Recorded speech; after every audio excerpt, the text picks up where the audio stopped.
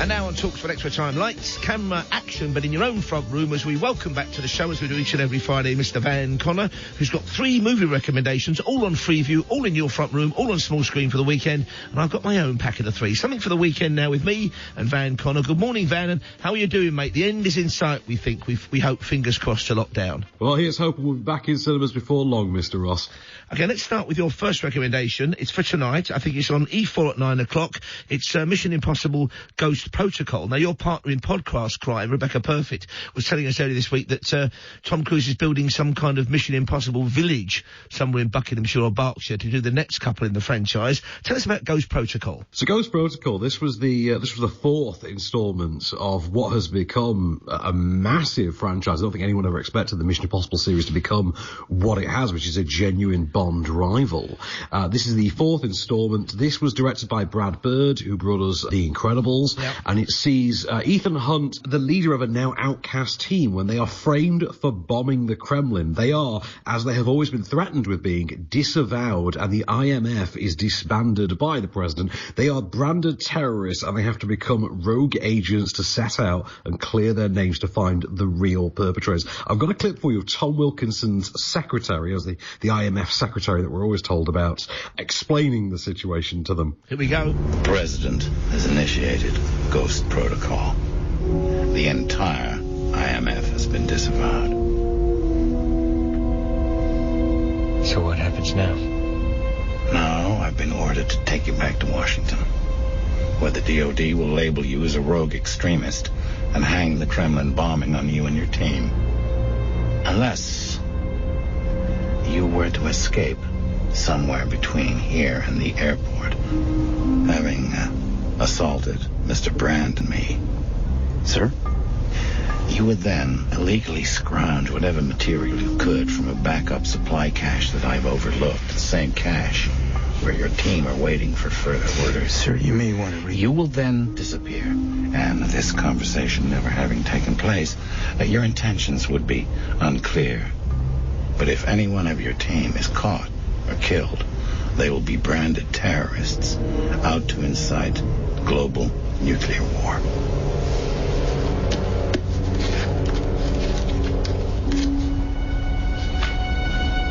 Your mission, should you choose to accept it. I must say, I think this is my favourite of the Mission Impossible films, and the Kremlin opening sequence and the way they mess with the visuals is an astonishing achievement. This is a great film, I think. Absolutely. I mean, every Mission Impossible movie, as you know, is always built around one massive set piece. And they have said in recent years in interviews that they do actually craft the movie around what massive thing can we do that hasn't been done before. And in the case of this one, iconically, was literally the poster, was Tom Cruise hanging off of the Burj Khalifa, an absolutely jaw-dropping stunt that is just, they will have you on the edge of your sofa just biting every shred of the fingernail you have left. It's a real white-knuckle experience. Great start to the weekend. That's tonight, 9 o'clock, E4, Mission Impossible Ghost Protocol. Mine is much earlier, 10:15 this morning on Sony Movies. It's an hour later on Sony Movies Plus One. Film from 1982, got 11 Oscar nominations, won 8 of them, directed by Sir Richard Attenborough. He offered it initially to David Lean, who kind of turned it down and went on to make Ryan's Daughter. It is, of course, in fact, Lawrence of Arabia, I think he made it when David Lean was first initially offered it. It's Gandhi from 1982, made an absolute fortune at the box office, and I think I'm right in saying, Ben, it's still got the record in the Guinness World Records archives for the most number of extras used in a scene. Over 250,000 people assembled to reconstruct Gandhi's funeral. It's old-fashioned, this, but it's a great movie, isn't it, I think? Oh, it's an old-school epic, a good old-school Hollywood epic, and it's funny you invoke the name David Lean, because that's a very obvious comparison point with what Attenborough does with this. But of course, this is kind of the defining star-making turn for Ben Kingsley as well. Absolutely. He got the Oscar for Best Actor, so Richard Attenborough got it for Best Director. It won for Screenplay as well, and here's the trailer. Some men change their times.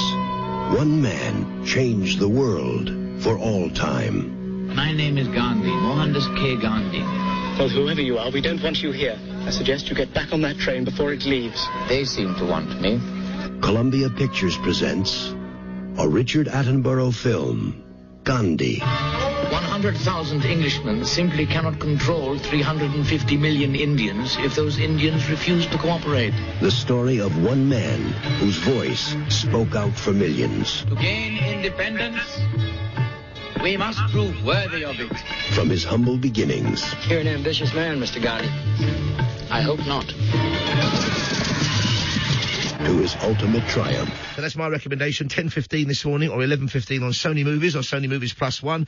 And let's turn to Saturday night now, and it was a grim book, and it's also a grim but gripping film. Tell us about Room. It's tomorrow night, Channel 4, 11:25. A rather dark story, this one, Van. Oh, yes, very much, but one seriously gripping one. This won Best Actress for Brie Larson, I think in the film was 2016, I think she won the Oscar in early 2017. Based on the best-selling novel of the same name, this was also a breakout turn for child actor Jacob Tremblay, who since has gone on to star in Good Boys, starred in a really great episode of the new Jordan Peele-produced Twilight Zone this past year as well. And it's like the story based on from the novel as well, features a young woman who has been incarcerated, who's been imprisoned in what's effectively a concrete shed in a back garden for several years after having been abducted as a teenage girl. Her abductor has born a child with her during this time, played by Tremblay, who knows nothing of the outside world, and the story is effectively what becomes of them once they are freed from this incarceration. They are put back into the world as an exploration of effectively Stockholm Syndrome, but done as a familial drama. I've got a clip for you of Brie Larson's explanation to Tremblay as to what the reality of their situation really is. Here we go. Where do you think that old Nick gets our food? From TV by magic. There is no magic. What you see on TV, those are pictures of real things, of real people. It's real stuff. Dora's real for real? No, that's a drawing. Dora is a drawing. The other people that have faces like us, those are pictures of real things. And all the other stuff you see on there, that's real too. That's real oceans, real trees, real cats, dogs. No way! Where would they all fit? They just do. They just fit out in the world. Jack, come on. You're so smart. I know that you've been wondering about this. Can I have something else to eat? So again, that's Room, recommended by Van Connor. Channel 4 tonight, 11:25. I've gone old school, slightly later, 11:45 tomorrow night, ITV4. This is an absolute classic from 1968. It won a couple of Oscars for that special effects, or one at least for sound. It stars, of course, Steve McQueen, Jacqueline Bissett's in it as well, and Robert Vaughn in fantastic form. The music, very jazz influenced by Lalo Schifrin. You know what I'm talking about, don't you, Van? It's Peter Yates' brilliant film, Bullitt. This is a real game changer, certainly when it comes to car chases. So this is one of the benchmarks of the original car chase. I believe this was used for an advert about 20 years ago. There was a famous advert where they replicated the car sequence, the car chase sequence from this as well. I forget what the brand was. It was either a watch or a car. I can't quite remember, but I do know that the car chase starts, for those who really only want to see that, about 11 minutes into the film, and it lasts for almost 11 minutes, and it took 3 weeks to film. I mean, that's how precise and tight it is. There are a couple of continuity bloopers for absolute obsessives like me, and Steve McQueen did a lot of the driving, not all of it, and you can always tell when he's driving because then the mirrors flip down so you can see his face. When it's a stunt driver, it's flipped up so you can't see who's driving. Great film. That's basically about police corruption. Steve McQueen, Mr. Cool, is a cop who's charged with guarding a guy who's going to turn evidence against the mob. That cover is blown. He then finds out who the traitors are. It's a cracking film. Huge block. I think this made him a global star, this film, I think, because it kind of epitomised his image absolutely. And here's the trailer. The way Frank Bullitt's swinging, you know he's heading for a crash with that wall of official disapproval.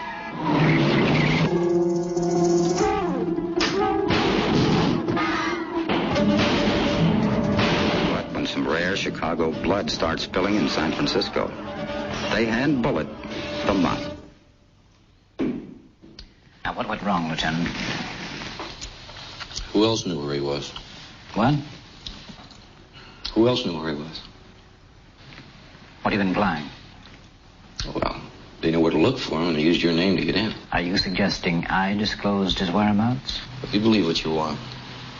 You work your side of the street, and I'll work mine. So that's Bullitt. I know you've seen it before, folks. You might want to catch it again, though, tomorrow night, ITV4, 11:45, with the great Steve McQueen. And I've got an early start for us all for tomorrow morning, for Sunday morning, rather. Sunshine on Leith, one of those jukebox musicals, based on all the songs of the Proclaimers. Great location. Quite a good story on this one, directed by Dexter Fletcher, who went on to give us the likes of Rocket Man. And it's basically about some servicemen who come back, Scottish, come back from serving abroad. One of them has been involved in an IED explosion. He's lost his legs and his limbs. It's about love. It's about romance. romance, and it's about sunshine on Leith. This is a jolly old feel-good film for a Sunday morning, Van. Oh, very much so. I believe the soundtrack is entirely catered around. Is it the music of the Proclaimers? It is the Proclaimers. They're going to walk 500 miles, and they've got sunshine on Leith to look forward to. Great cast, including Peter Mullen, Jane Horrocks, and George Mackay. Also, Kevin Guthrie turns up on it, and here is the toe-tapping trailer for you. What are you doing with yourself? You working? Yeah, in a call centre.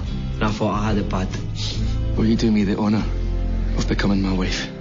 This is about me and you. If something happens, I want to know if you come with me. Or what? That's us finished.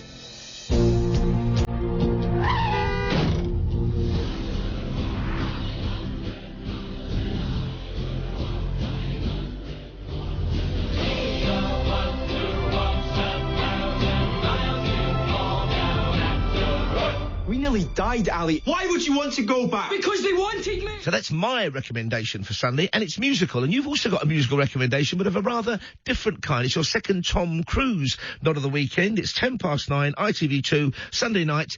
Tell us about Rock of Ages, Van. Well, you had A Few Good Men last week, so I thought I'll go double Cruise this week. And since we both got musicals as well, why not go full hair metal at the same time?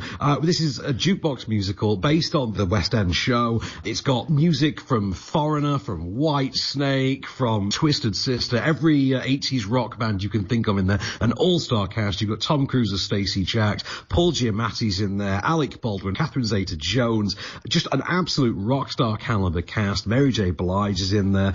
And this is about the Bourbon Lounge in Los Angeles in the late 80s. And of course you've got that unlikely romance between Russell Brand and Alec Baldwin without giving too much away.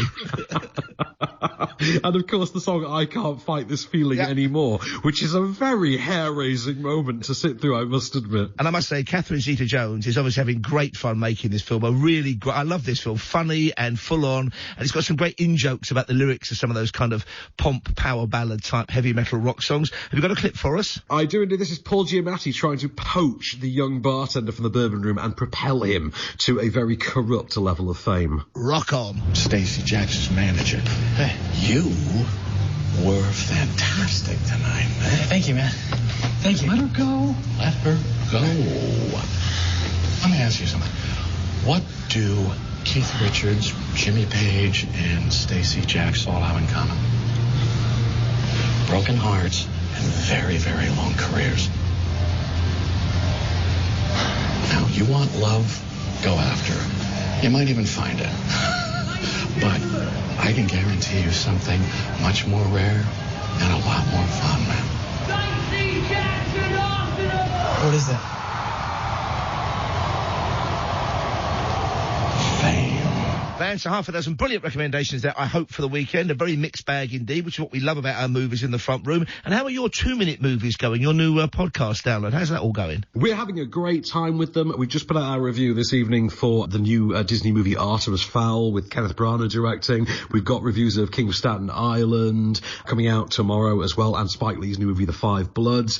We've got 2-minute telly going as well. They're both doing very well. It's been a good time. And also we can catch you and download you with our very own Rebecca Perfect, who joins us each and every Monday for entertainment, showbiz and tech news. Tell us about that. Yes, the Off-Screen podcast, available on Friday mornings on podcast platforms. The ultimate guide to everything movies for the following 7 days. Everything on digital, on DVD, on streaming and on Freeview. Van, I'm afraid I can't fight this feeling anymore. We've got to say goodbye, but that was Van Connor, who's back with us next Friday talking all matters movie related on the small screen, coming to a Freeview front room near you over the weekend.